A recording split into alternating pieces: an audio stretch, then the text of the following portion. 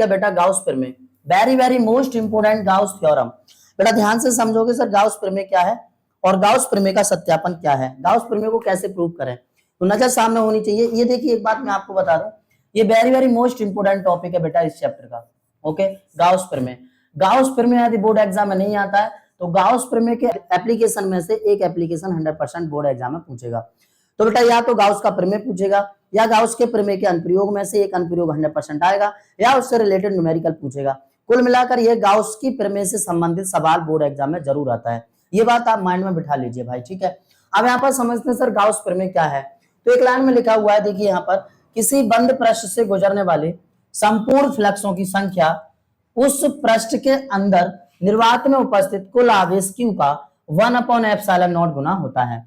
यहाँ पर बेटा ε0 गुना लिख लेंगे, थोड़ा सा यहाँ पर मिस प्रिंट हो गया है,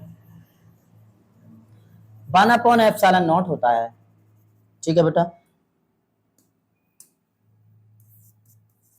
1/ε0 गुना होता है। क्या इतनी बात समझ गए, ठीक है। तो याद रखेंगे बेटा, मैं यहां पर लिख दे रहा हूं, अर्थात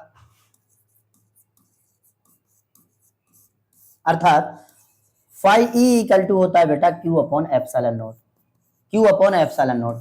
ये होता है बेटा गॉस की प्रमेय का कथन, गॉस की प्रमेय का कथन। एकदम आराम से समझ में आ गया होगा। क्या बोले हम, किसी बंद पृष्ठ से गुजरने वाली कुल फ्लक्सों की संख्या या संपूर्ण फ्लक्सों की संख्या, ओके, उस पृष्ठ के अंदर निर्वात में उपस्थित कुल आवेश Q का 1/ε0 गुना होता है। तो ये बात आप याद रखेंगे, ये इसका बेटा स्टेटमेंट है और स्टेटमेंट आप आराम से समझ गए होंगे। अब हम इसका समझते हैं बेटा प्रूफ।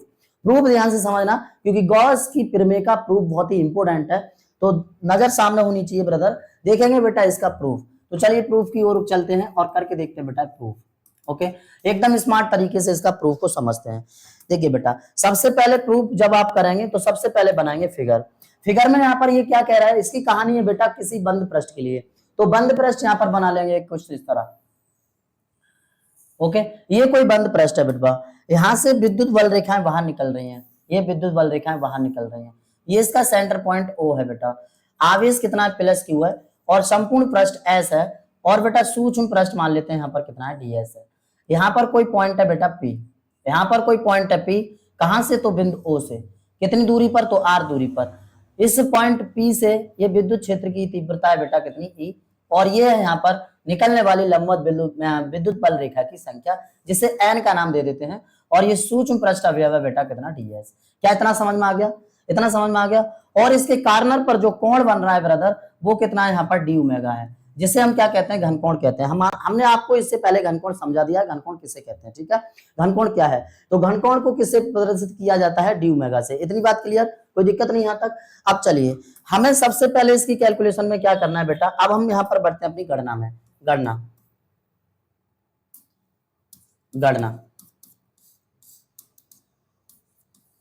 बेटा देखिए, सबसे पहले आपको क्या करना है, बिंदु P पर विद्युत क्षेत्र की तीव्रता को निकाल लेना है। ओके, कहां पर, तो बिंदु P पर।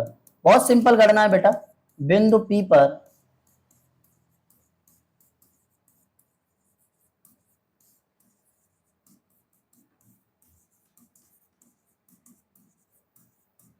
विद्युत क्षेत्र की तीव्रता। भाई बिंदु P पर विद्युत क्षेत्र की तीव्रता क्या होगी, आप सब बच्चों को पता है विद्युत क्षेत्र की तीव्रता का सूत्र क्या होता है बेटा। तो विद्युत क्षेत्र की तीव्रता का फॉर्मूला होता है, कितना होता है बेटा, E बराबर 1/4πε0 Q/r²।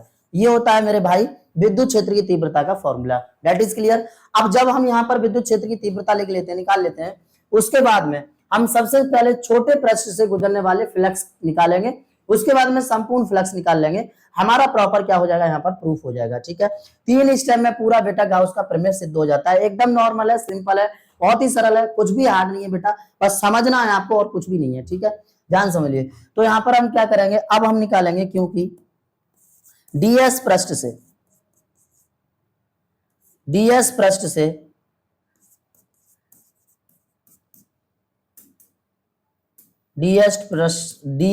से गुजरने वाले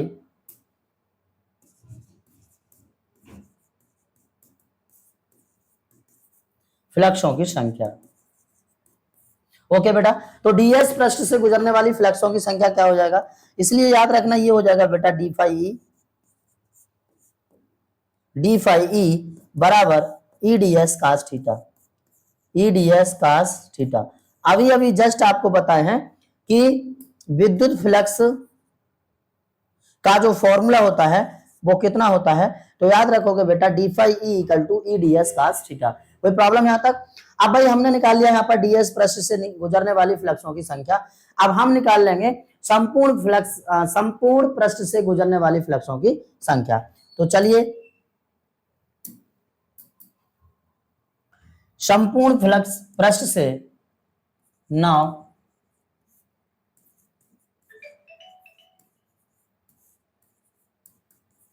संपूर्ण पृष्ठ से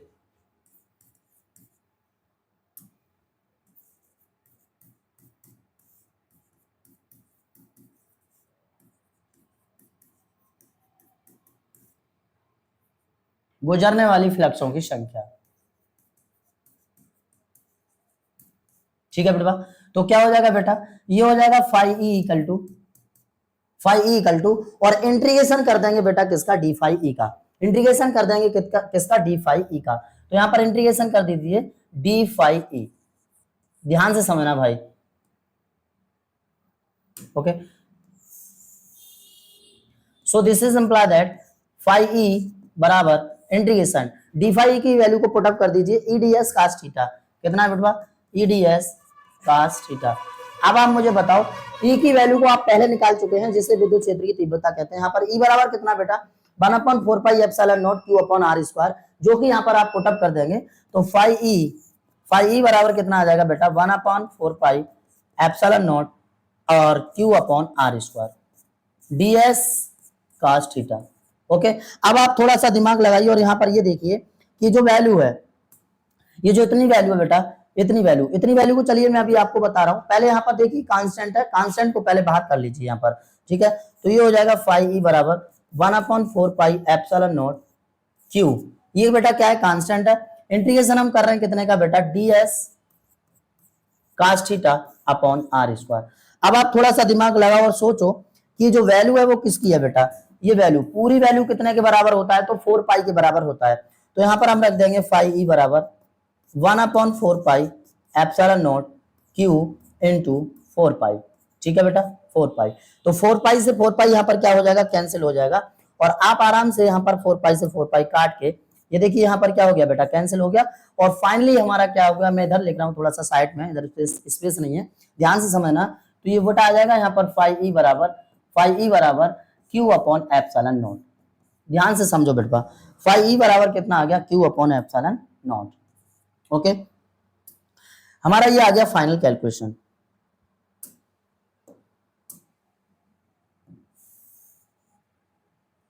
जो हमें करना था भाई जो हमें सिद्ध करना था वो हमारा फाइनल आ गया है, फाई ई बराबर क्यू अपॉन एप्सिलॉन नॉट। यहाँ पर आप देख सकते हैं 4 पाई से 4 पाई कैंसिल, क्यू और एप्सिलॉन नॉट बचा, एप्सिलॉन नॉट अपॉन में है, तो phi equal to Q upon epsilon naught. कोई प्रॉब्लम यहाँ तक? ये पूरा प्रूफ हो जाता है हमारा इस प्रकार गॉस की प्रमेय का। हम यहाँ पर सत्यापन कर देते हैं, कोई दिक्कत भाई, आराम से समझ गए होंगे।